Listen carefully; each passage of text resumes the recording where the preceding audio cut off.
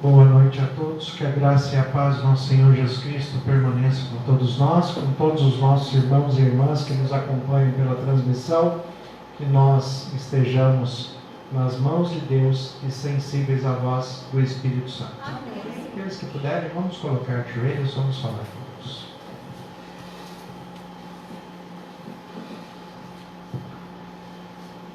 Senhor nosso Deus e Pai, nós te agradecemos por estarmos reunidos na tua casa, casa de oração.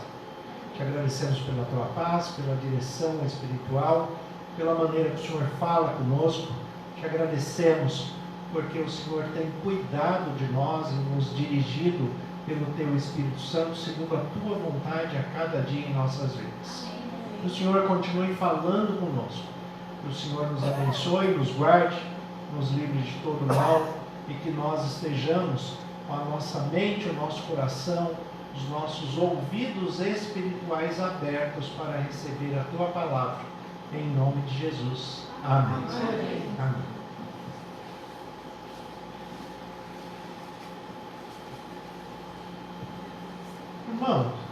Irmão Deusdete, eu vou pedir um favorzinho.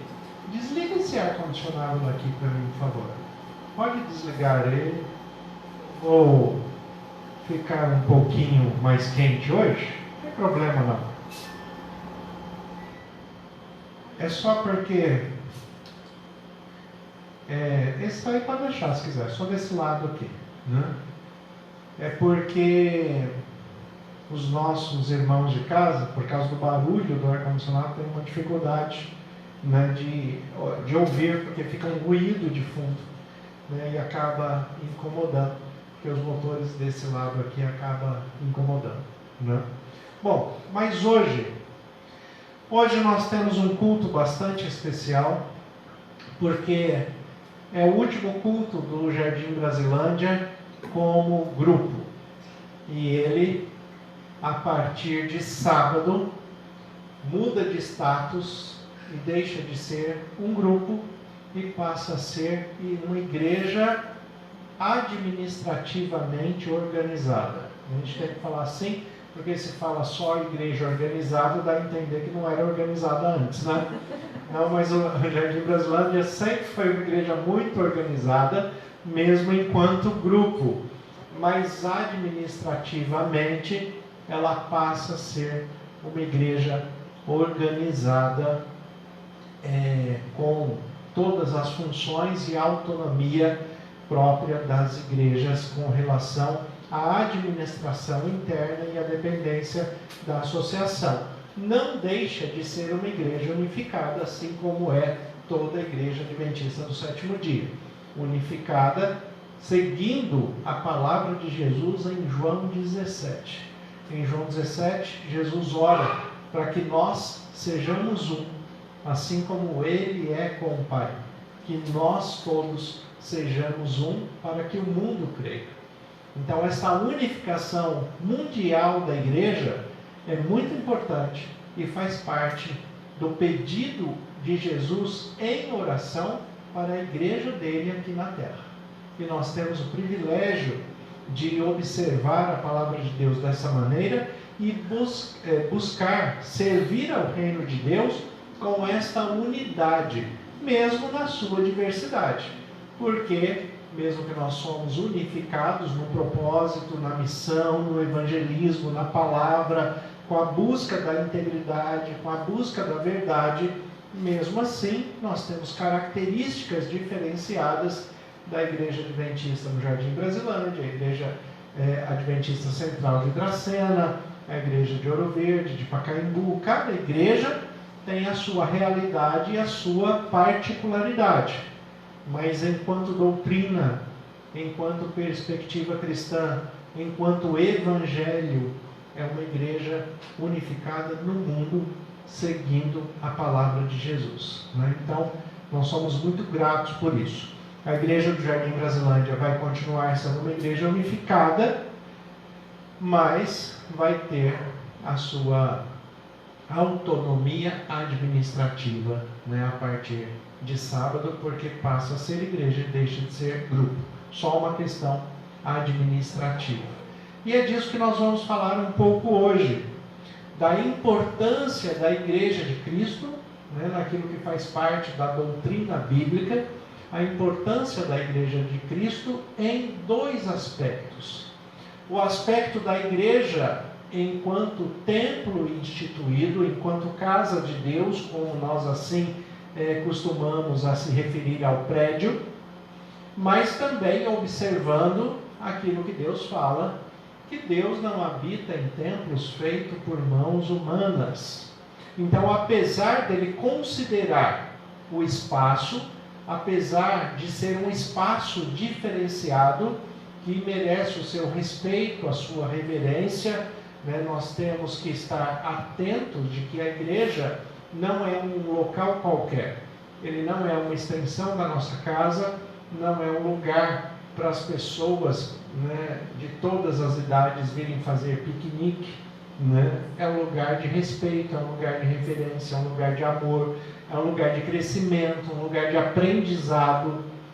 A igreja, ela tem a sua importância e tem que ser respeitada enquanto templo.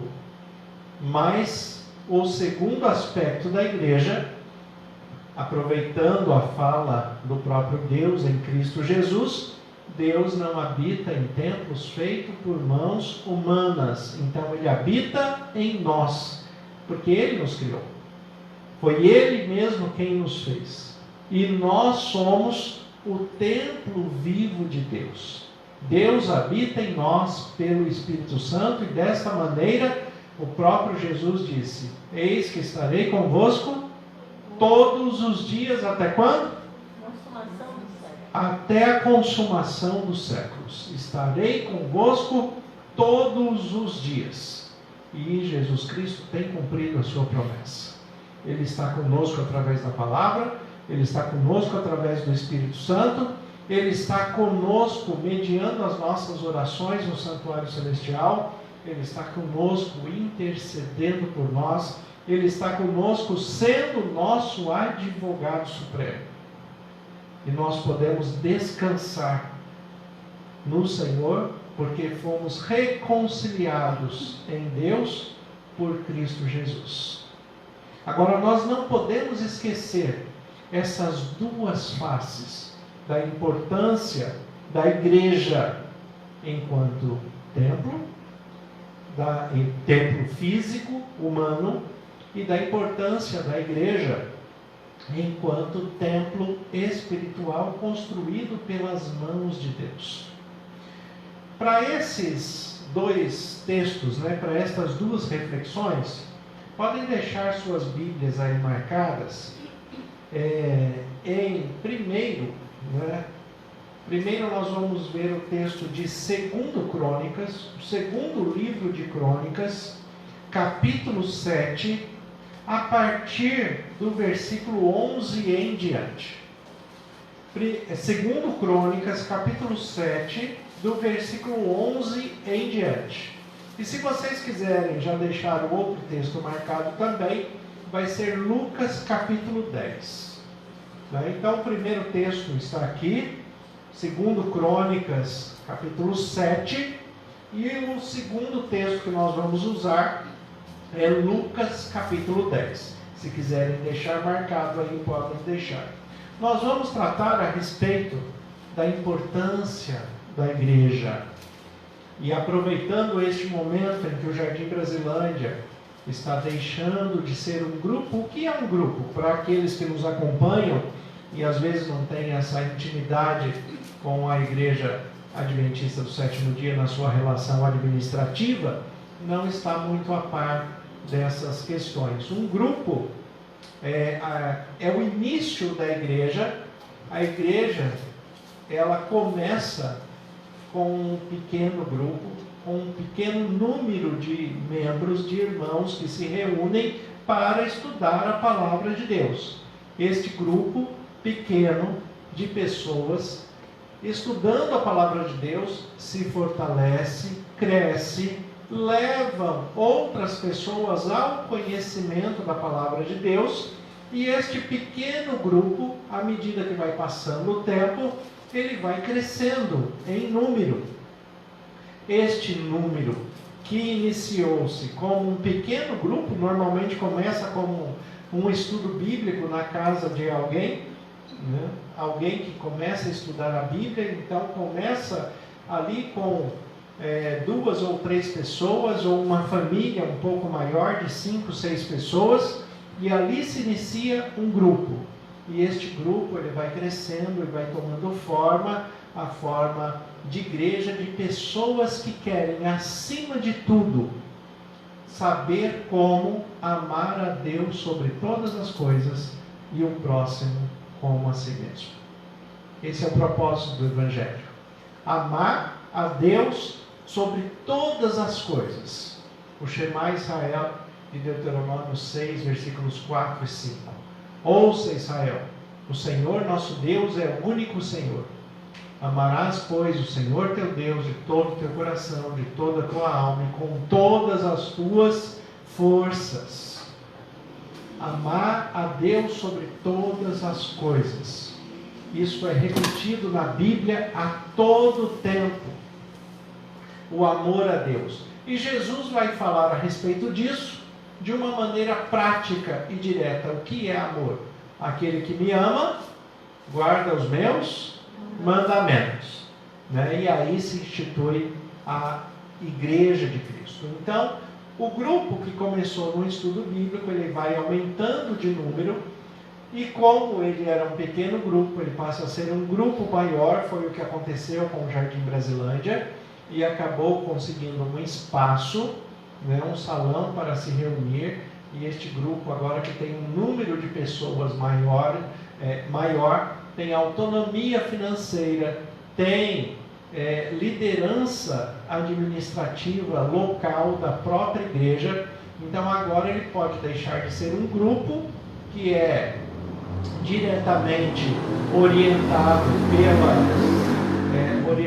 pela associação, no caso nosso aqui, a Associação Paulista Oeste, com a sede em São José do Rio Preto.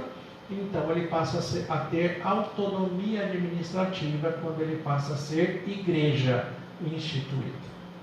Agora, para chegar nesse ponto, e é muito gratificante participar disso, Deus nos dá o privilégio de participarmos deste momento com vocês. Para chegarmos a este ponto, nós temos que entender que Deus estava cuidando de cada um de vocês, de cada família que se reúne aqui, e continua cuidando até hoje, fortalecendo, guiando de uma maneira muito especial. Porque o espaço é importante. Porque a dedicação de vocês, o empenho de vocês, o cuidado, o zelo de vocês com a palavra de Deus é que tratam da boa manutenção do Evangelho, da boa reputação do Evangelho de Cristo no local onde a igreja está instituída. E aqui no Jardim Brasilândia foi assim. Aqui em 2 Crônicas, capítulo 7, versículo 11, é o momento em que Salomão termina o templo. Ele termina a casa de Deus e ele fala, o texto diz assim: assim Salomão acabou a casa do Senhor e a casa do rei. Tudo quanto Salomão intentou fazer na casa do Senhor e na sua casa, prosperamente o efetuou. De noite, apareceu o Senhor a Salomão e lhe disse: ouvi a tua oração e escolhi para mim este lugar para a casa do sacrifício. Se eu cerrar os céus de modo que não haja chuva, ou se ordenar aos gafanhotos que consumam a terra, ou se enviar a peste entre o meu povo, se meu povo, que se chama pelo meu nome, se humilhar e orar, e me buscar, e se converter dos seus maus caminhos, então eu ouvirei dos céus, perdoarei os seus pecados e sararei a tua terra. Estarão abertos meus olhos e atentos meus ouvidos à oração que se fizer neste lugar, porque escolhi e santifiquei esta casa, para que nela esteja o meu nome perpetuamente. Nela estarão fixos os meus olhos e o meu coração todos os dias. Até aí. Às vezes a pessoa pergunta, qual é a diferença de eu orar em casa ou ir na igreja para orar? Qual é a diferença de eu acompanhar um culto transmitido online, como os nossos irmãos e irmãs estão acompanhando, e vocês que estão aqui presentes? Qual é a diferença? Tem diferença? Tem diferença. Existe uma diferença que não é apenas uma diferença emocional, mas é uma diferença de relacionamento com Deus. Porque dentro da diferença da perspectiva do relacionamento com Deus, Deus, ele não olha a aparência. A questão não é se você está aqui ou lá, porque você pode estar aqui sem estar aqui, ou estar lá estando aqui. Às vezes a pessoa está aqui, mas está disperso. Às vezes a pessoa está lá em casa, mas está extremamente concentrado e atencioso, não deixa que nada o disperse. O que Jesus fala é que aonde estiver o seu coração, estará o seu tesouro. E o nosso tesouro maior é a presença de Deus. É a voz de Deus, é a palavra de Deus, que nos ensina, que nos exorta, que nos corrige, que nos educa, que nos instrui. É assim que funciona. Deus observa as intenções do coração. Quais são as intenções, as verdadeiras intenções? E aí é que faz diferença ouvir aqui. Porque Deus, que conhece quais são os propósitos e as intenções do coração, Ele sabe porque quem ficou em casa está em casa, e sabe porque quem veio, veio. Deus sabe de todas as coisas. Às vezes a pessoa vem na igreja, mas ele não vem para aprender, para ser educado, para corrigir, para se corrigir. Ele vem para apontar defeitos. Ele vem para se apresentar mais santificado. Ele vem para se apresentar mais espiritual. E isso não interessa para Deus. Deus não está interessado nesse tipo de motivação para participar do culto. Mas também, aquele que poderia estar e não está, e não tem uma justificativa plausível para isso, Deus também sabe. e sabe as intenções do coração, e sabe quais são os propósitos. Então existe os dois lados. Sabe que há um tempo atrás, né, quando eu era criança pequena lá em Barbacena, né, quando eu era criança pequena, apesar de que há controvérsia, né, tem gente que acha que eu nunca fui criança, mas quando eu era criança, as pessoas que estavam um pouco indispostas, com dor de cabeça, passando mal, eles falavam assim: eu preciso ir na igreja porque eu não estou bem. Com o tempo isso foi mudando. Hoje as pessoas falam assim: hoje eu não estou muito bem, não vou na igreja não.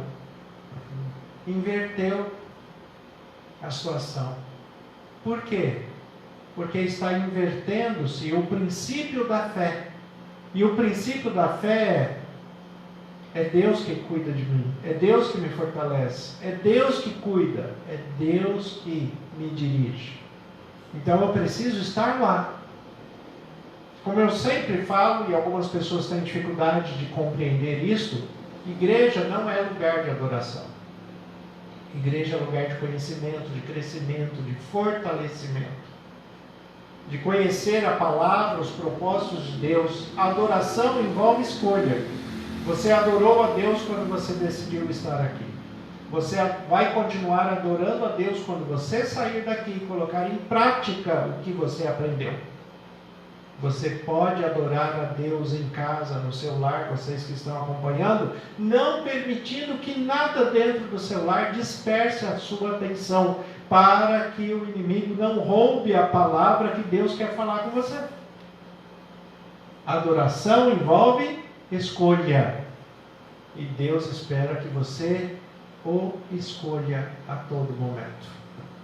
Escolha faz parte da constituição humana, oferecida pela autoridade divina. Deuteronômio 30, Deus fala: eu coloco diante de vocês a vida e a morte. E eu espero que vocês escolham a vida. Escolhe, pois, a vida, para que vivas. O texto ainda é redundante, né? Escolhe a vida para que vivas. Qual a importância de estar na casa de Deus, buscando o crescimento? Fora essa questão espiritual, da atenção de Deus observar a intenção e o propósito do coração, fora isso, existe sim a questão das impressões emocionais e psicológicas. É claro que existe. Tudo que você vê ao vivo é diferente. Tudo que você participa junto é diferente. Você ouvir uma música gravada e você ouvir um cantor cantando do seu lado é diferente. Você ouvir um instrumento gravado e ter músicos na igreja tocando é diferente. Infelizmente, grande parte das igrejas se habituaram aos playbacks. E é muito melhor que a igreja tenha músicos de todas as formas. E lembrando que a igreja não tem nada contra instrumento. A igreja não tem nada contra guitarra, contrabaixo, bateria. A igreja não tem nada contra isso. Não existe instrumento santo ou profano. Existem pessoas santas e profanas que tocam instrumentos. E daí ele pode tocar de maneira equivocada qualquer instrumento, em qualquer lugar. Mas não existe instrumento santo nem profano. Existem pessoas que buscam santificação ou são profanas na sua vida, e aí vão usar o instrumento como eles querem. Estar presente no local transmite sensorialmente uma sensação emocional, psicológica, que vai entrar em conjunto com a ação espiritual e vai fazer com que você receba a palavra de Deus de uma maneira diferente. E o que Deus fala aqui, quando a pessoa vir para cá, olha o versículo 14. Se o meu povo, que se chama pelo meu nome, como nós somos chamados pelo nome de Deus? De crente. De crente, né? Mas Jesus era chamado de crente? Não. Né? Os seguidores de Cristo foram chamados do quê? Cristãos. Cristãos. É assim que nós somos chamados pelo nome do Senhor. Cristãos. Nós somos cristãos. Cristós do grego, que quer dizer um Cristo menor, um pequeno Cristo. As pessoas veem Cristo através de nós. Meu povo que se chama pelo meu nome, nós somos cristãos. Se o meu povo que se chama pelo meu nome se humilhar, e aqui essa tradução fica muito ruim para a semântica da língua portuguesa. Se humilhar no sentido do texto aqui, não é receber humilhação ou se fazer humilhado perante Deus, não é isso. É ser humilde. Aquele que busca Deus é humilde. Aquele que busca informação é humilde. Aquele que busca correção é humilde. Aquele que busca instrução é humilde. Aquele que se permite ser corrigido é humilde. Então, se o povo que se chama pelo meu nome for humilde, se você nos acompanha pela transmissão nesse momento, seja humilde. E você está acompanhando porque é humilde. Tenha a humildade de reconhecer que você precisa de Deus. Assim como todos vocês que estão aqui, tenha a humildade de vir aqui porque reconhecem que precisam de Deus. E o que Deus espera é que todos nós façamos juntos. Vocês de casa e vocês aqui. O que Deus espera? O povo que é humilde, que se chama pelo meu nome, tem que orar, buscar, se converter dos seus maus caminhos. Então tem que orar, tem que buscar e se converter dos seus maus caminhos. Só quem se converte é quem se arrepende. E só se arrepende quem é humilde para reconhecer que errou. Sem humildade não existe conversão, não existe arrependimento, não existe busca, não existe nada com relação a Deus. Se o meu povo, que se chama pelo meu nome, e aí começa a misturar as coisas, né? Começa a misturar as coisas, porque Deus está falando da casa, mas dentro da casa Ele está falando das pessoas. Ele fala que Ele vai estar com os ouvidos e os olhos abertos para a oração que se fizer neste lugar. Mas a oração que se fizer nesse lugar tem que ser uma oração de uma pessoa humilde, que busca Deus e que se converte. Porque na sua humildade reconhece o seu erro. Reconhece que precisa ser transformado. Reconhece que precisa ser mudado. E aqui ele continua, no mesmo texto. Se converter dos seus maus caminhos, então eu ouvirei dos céus, perdoarei os seus pecados e sararei a sua terra. Eu ouvirei do céu, perdoarei os seus pecados. O que é pecado? Pecado é? Transgressão da lei. Transgressão da lei. Deus mandou fazer de um jeito, faz de outro.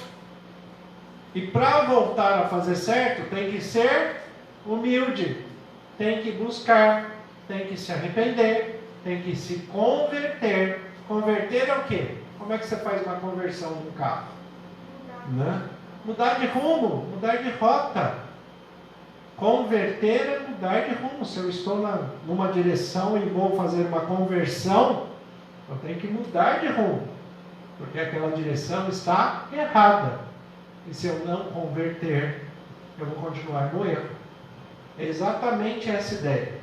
O versículo 15 fala: estarão abertos os meus olhos e atentos os meus ouvidos à oração que se fizer neste lugar. Estarão abertos os meus olhos e atentos os meus ouvidos à oração que se fizer neste lugar. Deus ouve em casa? Ouve. Ouve na rua? Ouve. Ouve no trabalho? Ouve. Mas quando você vem para cá, para a igreja, com humildade, com o coração contrito, já com a intenção de busca, de arrependimento, de conversão, Deus vai olhar para você de uma maneira diferente. Porque a intenção já foi outra desde o começo. E Deus, como eu disse no início, Ele está olhando primariamente para a intenção e o propósito do seu coração. O versículo 16, Deus explica o porquê que Ele faz isso.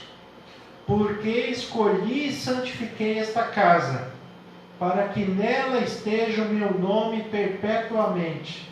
Nela estarão fixos os meus olhos e o meu coração todos os dias. Igreja do Jardim Brasilândia, foi Deus que escolheu esse lugar. Foi Deus que escolheu essa casa. Foi Deus que edificou essa igreja. E é Deus que está cuidando desse processo, desse grupo que cresceu e agora vai ser administrativamente uma igreja organizada. É Deus. A igreja é de Cristo, a gente só participa dela.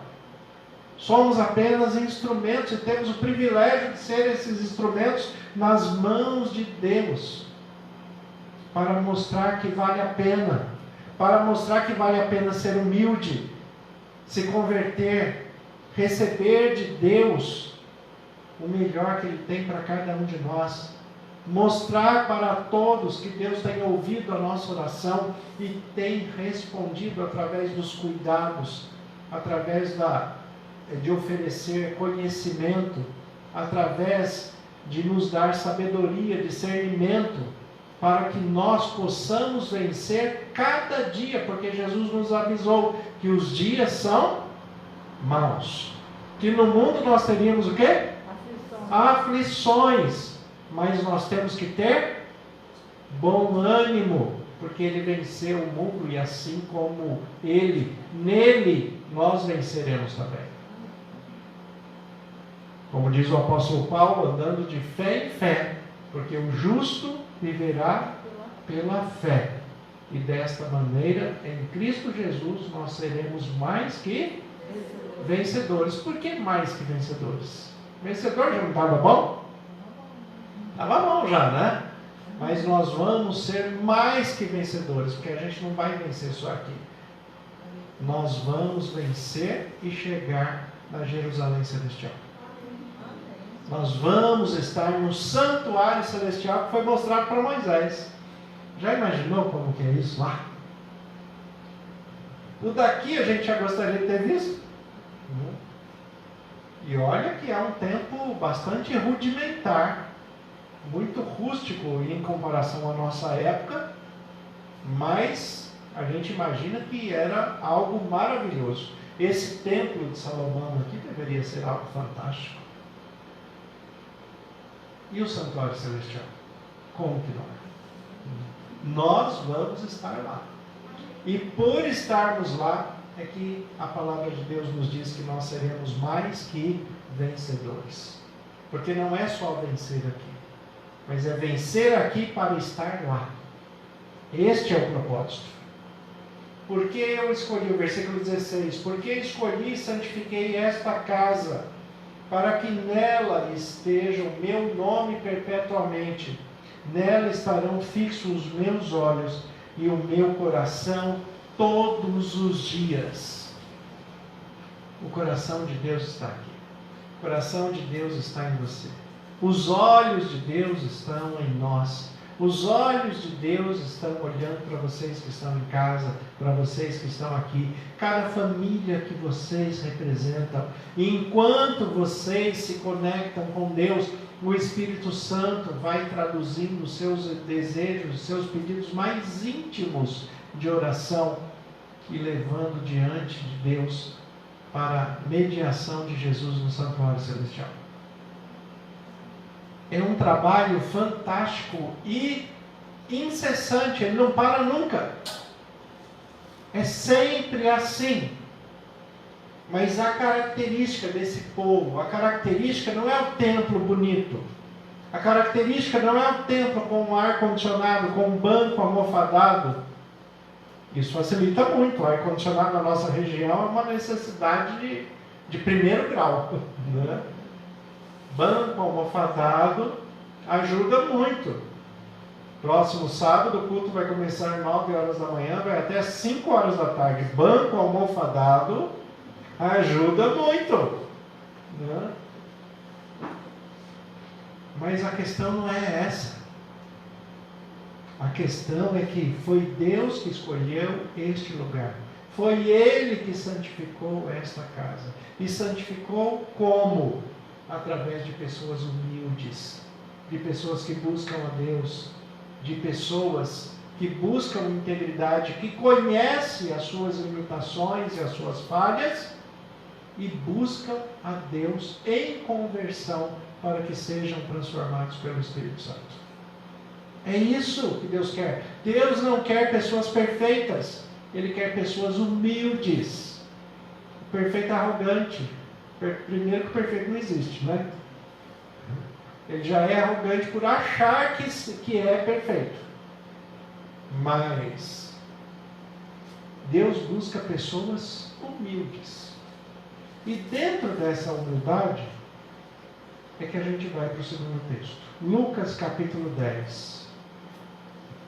Lucas capítulo 10, versículo 25 em diante. Nós temos aí a parábola do bom samaritano.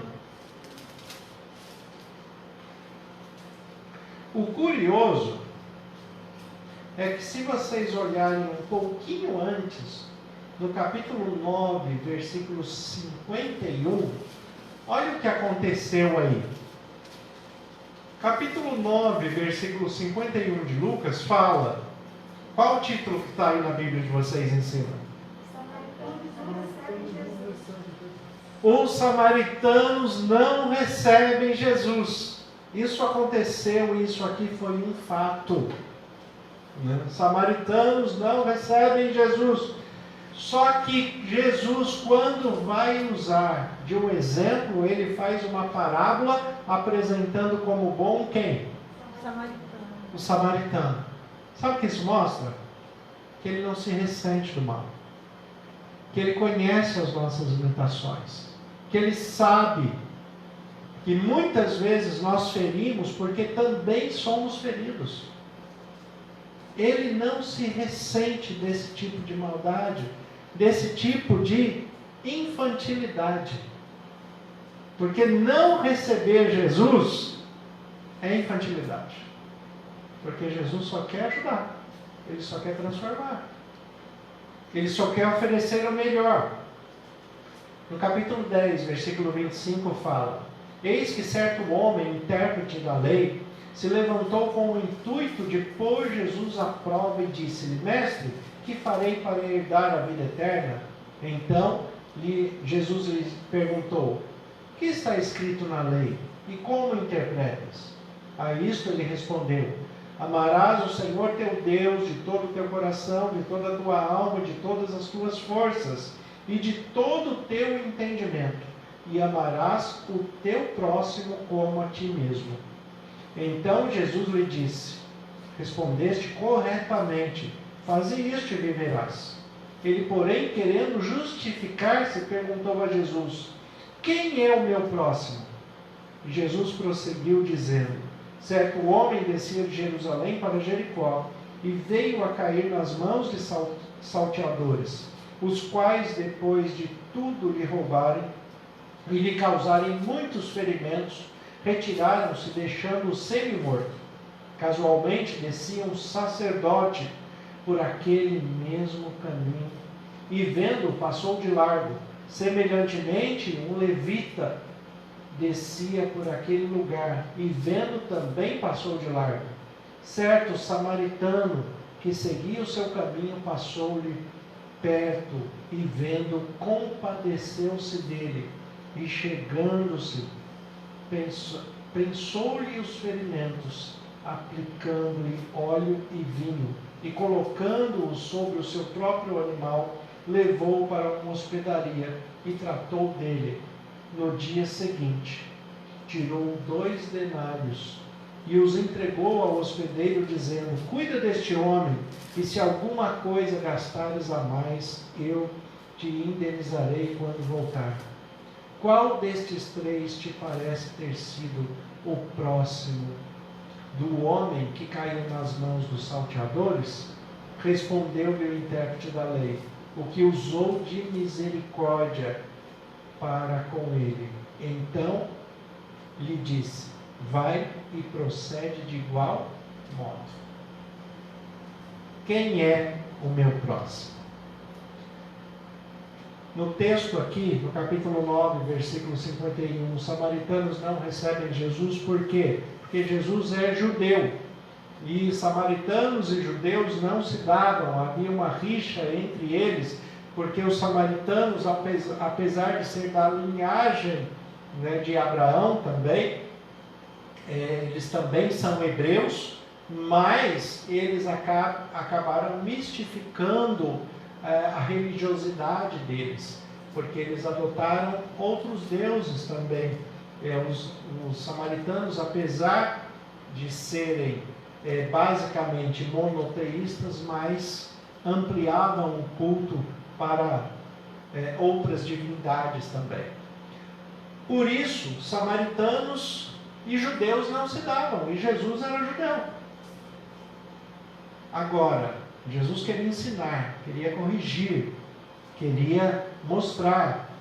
E ele sabia que os samaritanos agiam daquela maneira por falta de instrução, por falta de ensino, por falta de misericórdia, por falta de abraço, por falta de alguém que está do lado para ensinar. Quando o intérprete da lei, no capítulo 10, versículo 25, tenta colocar Jesus à prova, e eu sempre falo isso, quanta bobagem, né? Quanta bobagem as pessoas fazem até hoje, fizeram com Jesus e continuam fazendo até hoje. Ao invés de aproveitar a presença de Jesus, aproveitar do ensino, aproveitar o melhor que ele tinha para falar, não, fica testando ele. Vamos testá-lo, para ver se ele sabe tanto quanto a gente. Infelizmente, muitas pessoas fazem isso até hoje. É uma pena, porque isso é uma infantilidade. Só que eles conheciam a palavra de Deus. E o que acontece? Na parábola que Jesus usa o samaritano, o que ele coloca aqui? Na parábola, Jesus usa o samaritano como sendo o exemplo de misericórdia, o exemplo de justiça. Mas existem outros personagens aqui. E os outros personagens que ele coloca, olha aqui, o versículo 30. Né? Jesus prosseguiu dizendo: certo homem descia de Jerusalém para Jericó e veio cair nas mãos de salteadores. Depois de tudo lhe roubarem, lhe causaram muitos ferimentos, né? Retiraram-se, deixando-o semi-morto. Casualmente descia um sacerdote. Desceu um sacerdote.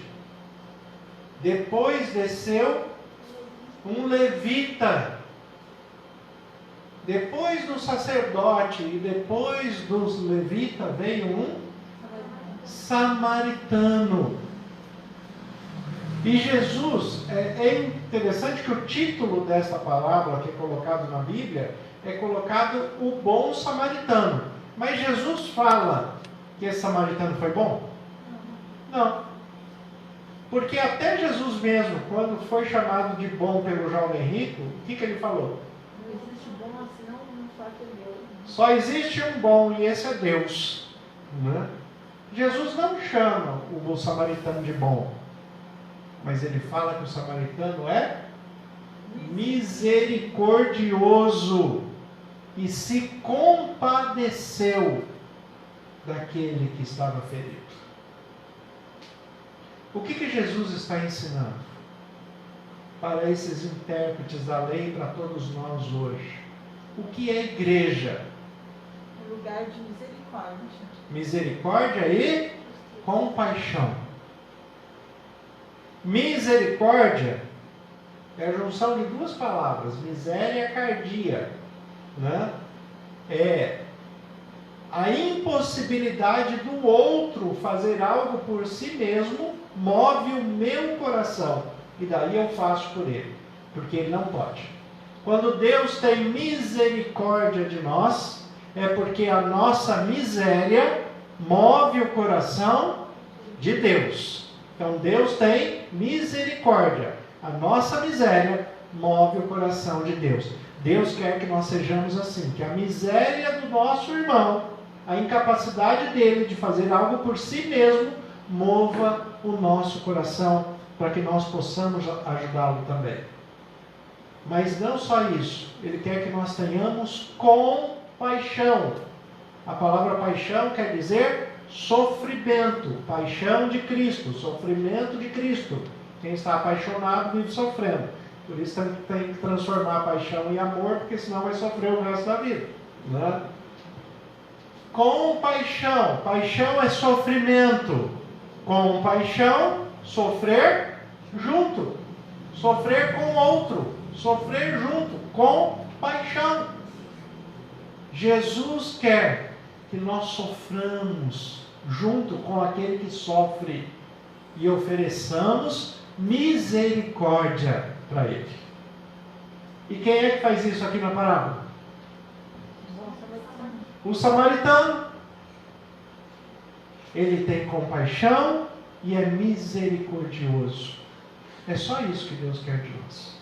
É só isso que Jesus quer dos seus filhos, daqueles que são membros da sua igreja, que estão dentro da casa de Deus, que sejam misericordiosos e que tenham compaixão. Não adianta você ser um sacerdote, não adianta você ser um levita, e é por isso que ele coloca esses dois exemplos, porque são exemplos o quê? De autoridade máxima que trabalha no templo de Deus, que trabalha na casa de Deus. Não adianta você ser o ancião da igreja, não adianta você ser o diretor, a diretora da ASA, não adianta você ter um cargo, uma função de alta liderança na igreja de Cristo, se você não tiver compaixão e misericórdia. É isso que Jesus está falando aqui. Casa de Deus, igreja de Jesus Cristo, é lugar de gente que tem compaixão e que tem misericórdia. Lugar de gente humilde, que vem buscar, vem orar e se converter dos seus maus caminhos. É isso que é a igreja. E essa é a igreja do Jardim Brasilândia.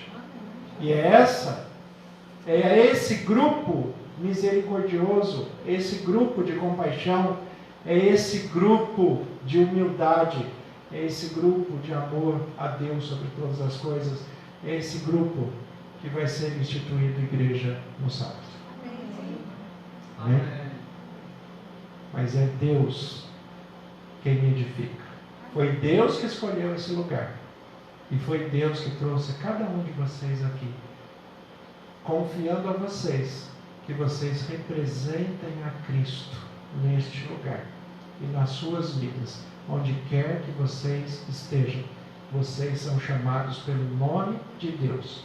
Se o meu povo, que se chama pelo meu nome, for humilde e orar e me buscar e se converter dos seus maus caminhos, eu ouvirei do céu inclinarei os meus ouvidos e sararei a sua terra. Amém? Amém. Nós temos os nossos irmãos e irmãs que passaram os pedidos de oração, os motivos de oração. Vamos estar orando por cada um deles. A irmã Alessandra vai passar os pedidos.